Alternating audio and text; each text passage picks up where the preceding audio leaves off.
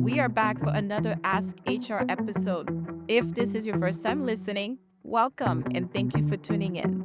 Ask HR is the podcast dedicated to being your trusted resource outside of your company walls. We are an external human resources department answering HR questions with expert insight and practical solutions, all while covering broader topics in people and culture. I'm your host, Yusin Pato Young. Let's get started. Our question this week is a topic that many leaders and team members navigate day to day, but often we find it difficult to discuss openly. And the question is, what if a person is not right for the team? I've seen it where someone with a dazzling resume walks through the door, they check all the boxes for skills, and still something just isn't clicking. The topic is a huge one, and there's a lot to unpack. So, I'm breaking this episode into a 3-part series to give it the deep dive it truly deserves. Let's jump in. You and I know that the credentials get you in the door, but it's the competence that keeps you on the team. And so, what if competence isn't just about skills, but about the right way of working together? And this isn't just a manager's problem. It's a two-way street of accountability.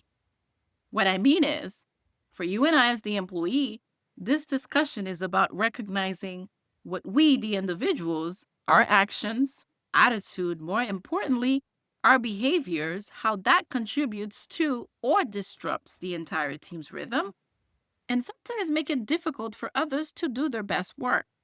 And that our competence is now judged not just by what we deliver, but how we deliver it. And for the employer, my people leaders, this is where you come in as a guide and a resource. You can't just hope the employee is going to mesh into the group and it's yay, team dynamic. Your role is to leverage your managerial and leadership expertise and that of your HR partner to proactively and together assess the gaps and misalignment. Again, a very full topic for you and I as the employee and people leaders. For the series, we're going to address 3 questions. The first question in the series is, what are the subtle and not so subtle signals that tell us as team members, despite our amazing qualifications, we still may not be the right fit for the team? The second question of the series will be, when the team member isn't quite aligned, and how will this impact the productivity and the psychological safety of the entire team? And the third question in the series will focus on how we move beyond the potentially limiting concept of cultural fit. And from there, you're going to learn that accountability in these situations isn't a one-way street. It's a shared responsibility that falls on everyone involved for the health of the team.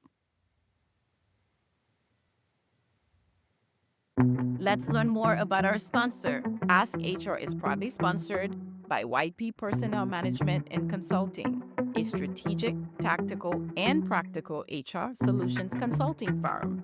Whether you need strategic HR planning, tactical execution, or practical day-to-day support, we've got you covered. Visit yppmc.com and learn how we can be of help. We are your resources at work. For part 1 this week, you'll learn the early warning sign system.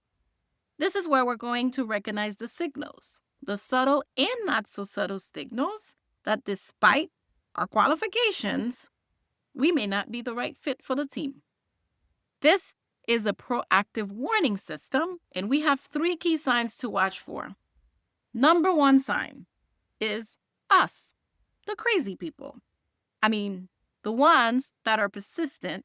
They show interpersonal conflict, and you visibly can see their lack of collaboration. Here, you're looking for that consistent inability or the unwillingness to work with others. And yes, I'm talking about the frequent clashes, the reluctance to share information, or even actively undermining colleagues.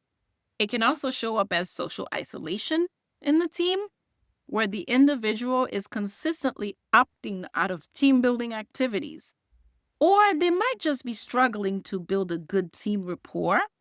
It just looks different for everyone.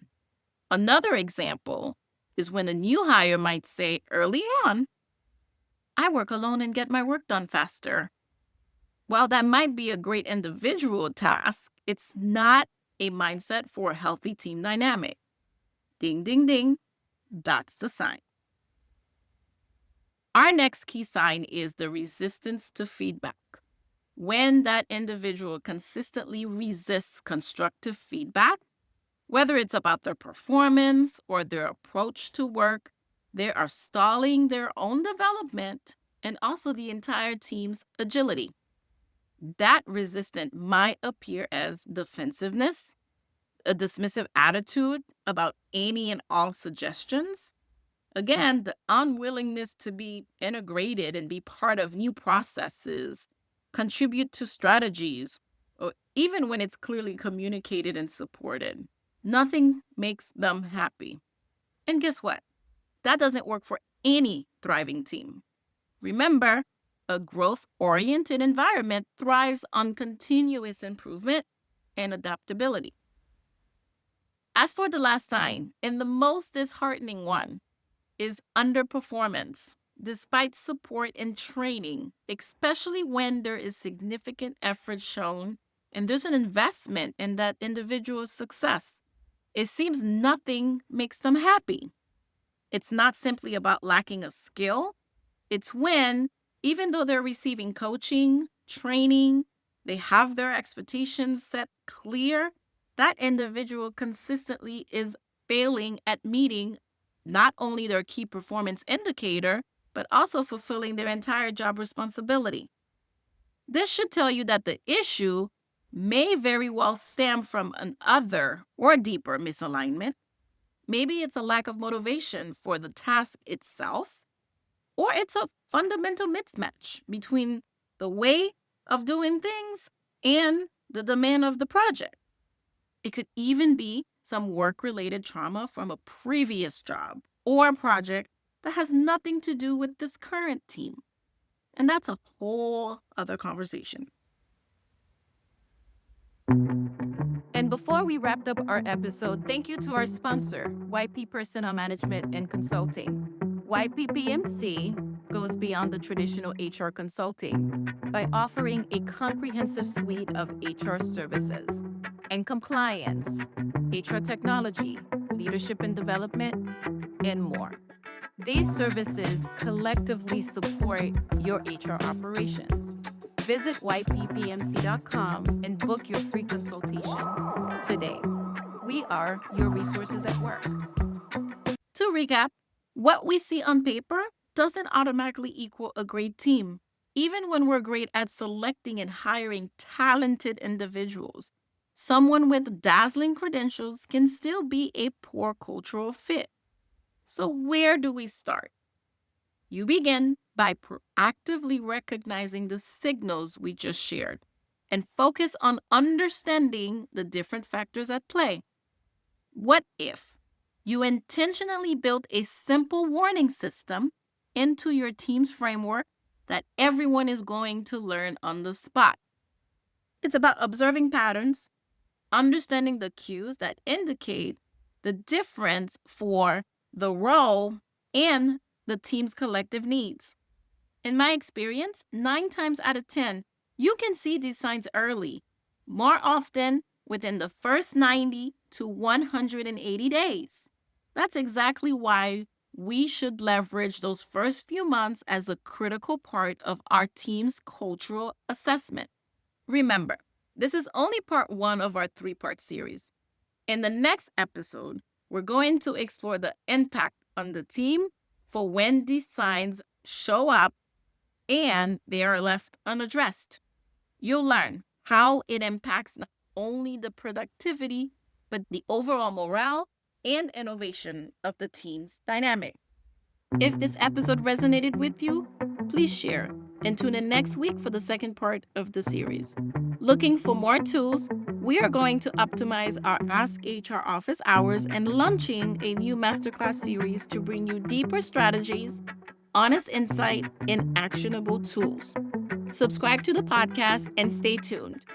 Thank you again for tuning in. If you have a question for the show, send it to askhr@yppmc.com. Listen to us now on Spotify or your favorite podcast platform.